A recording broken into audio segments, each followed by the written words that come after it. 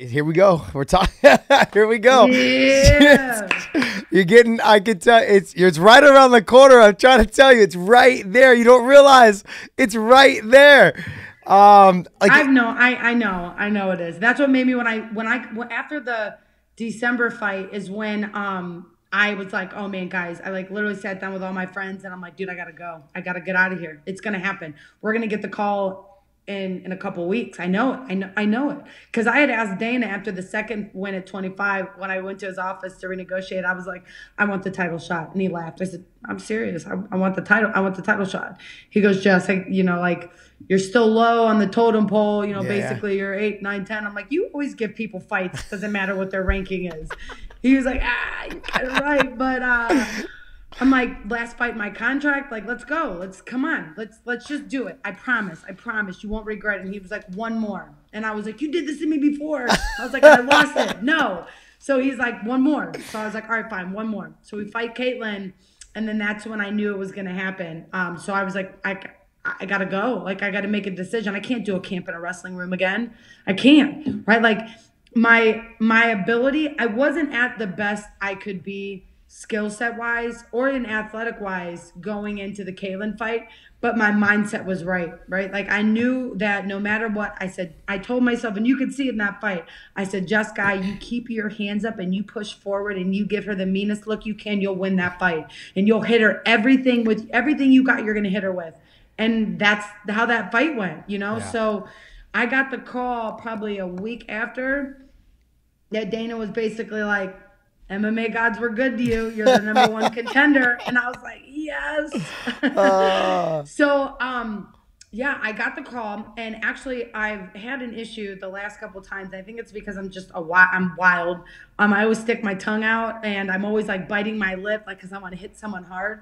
So the last 3 fights, I bit through my lip, like severely bad. Like I bit it down through my mouthpiece. Like completely bit through the mouthpiece. Wow. Ended up having to get 7 stitches and knocking my front 2 teeth loose. Oof.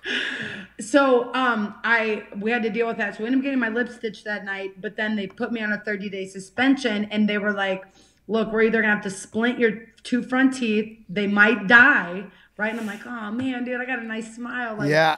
I don't want my teeth to die. But they're like, if you give yourself some time and rest, don't get hit in the face, don't clench your jaw, like give your mouth a break for 30 days. That means no talking. Huh? That means no talking. And it's so hard for me because I'm like, I'm like always excited. So Mick calls me and he's like, hey, will you fight Valentina February 22nd in, I don't know if it was like Czechoslovakia or Russia or somewhere. I don't even know, one of those places over there. I'm like, are you kidding? Like, this is the call I've been waiting for. Yeah. Like, this is all that I've ever wanted. I can't, Mick. I'm on a 30-day suspension. My teeth are messed up. Like, I can still wiggle them. And I literally sent him a video. I was like, see? Look, I got my teeth. He was like, so, well, Jess, we'll have to give the fight to somebody else. I'm like, who are you going to give it to? Who else are you going to give it to? The division that's done what I've done. I mean, and let's face it, I fought the top 3 girls in the division. Yeah. Valentina's fought in 15-pounders or some girl that just started fighting a year ago from Brazil. Like, that's not fair. Yeah. No, please. And I literally begged, and then I was like, you know what? Fine, if you got to give it. And he was like, so you really can't. And I think that they were trying to, see what I was willing to, give her on. At this point, I hadn't signed with management. I was still speaking for myself. And the management tones in that way. And I was like, I'm sorry, Mick. Like, I really don't want to, like, what am I going to do? Get halfway through this camp and I have to pull out because my teeth, I went right back into sparring and my teeth have infections in them. Like, I think that's one of the things that most people don't know about fighting. Like, I've lost 5 teeth in the probably past couple of years from fighting, right? Like, cracked teeth. You know what I mean? Especially sparring with guys and stuff like that. My teeth have been cracked. So he's like, all right, we're going to give it to somebody else. So I'm like, literally for like 24 hours, I'm just like, everyone's like, are you all right? Are you all right? And I'm like, it's just, it's whatever. It's in God's hands. It's going to have to be how it is.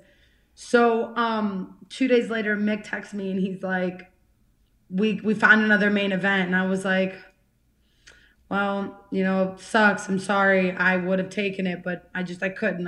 I wouldn't have been the best. He's like, no, no, you misunderstood me. We scheduled a whole different set of guys. You're good. I was like, yes, yes, thank God.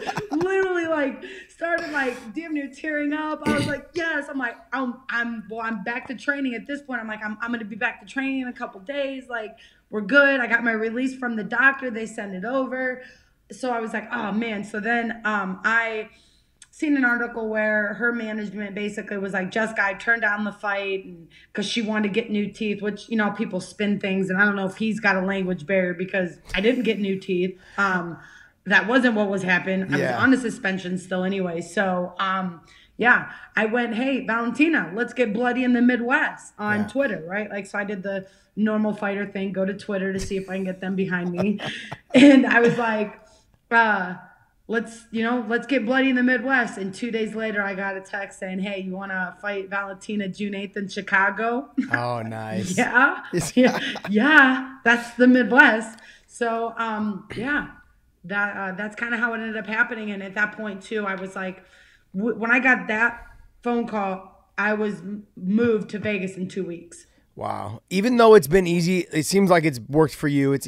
But that call right there, it's hard to be the manager, the fighter, and to relate between the matchmaker and you, and having to lose that. I don't mind it. I don't mind it. And it's probably the woman in me, right? Like, because I like to control things. You know what I mean? I don't mind it, right? Because like, as soon as I don't know something, like, that's my personality. Like, I'm cool. You could tell me the most disappointing thing in the world, so I know, right? Mm-hmm. As long as I know and I don't got to find out from somebody else, I'm good. So I think that was something that, like, I didn't mind. I didn't get stressed out, and I think that I could have a good poker face. I think that's why Dana respected me, right? I spoke for myself. You know what it boils down to? If I can't speak for myself, I can't teach anybody to speak for me. Yeah. You know, so that's a process, you know, right? That's why it's hard with management, right? You sign these management that really don't know you, and they try to, you know, like, it's got to be together. And, you know, recently when I signed with Paradigm, we're in a working relationship now where we're getting to know each other. All right, guys, hope you enjoyed that exclusive content of Sammy and the Punk. Also, hit these videos for more exclusive content and hit the subscribe button on the bottom corner.